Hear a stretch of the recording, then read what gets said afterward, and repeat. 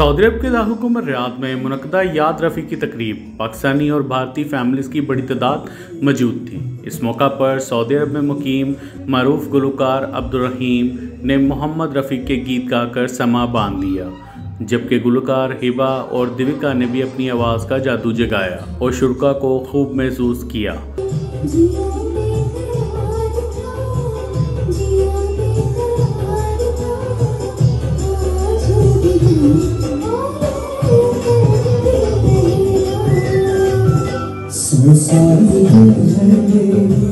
मुझे तुमसे प्यार था, मुझे तुमसे प्यार था, आज भी है और कल भी रहेगा। इस मौका पर मरूफ पाकिस्तानी नौजवान शायर वकार नसीम वामी का कहना था कि मोहम्मद रफ़ी पाकिस्तान और हिंदुस्तान के सांझे गुलकार थे, जिन्हें दोनों ममालिक में यकसा तौर पर आज भी पसंद किया जाता है। सिंगर अब्दुल रहीम का कहना था कि सऊदी अरब में मुकीम एशियाई ममालिक के अफराद मोहम्मद रफ़ी को शौक़ से सुनते हैं और आज भी मोहम्मद रफ़ी अपनी आवाज़ और गीतों की शक्ल में लोगों में मकबूल हैं।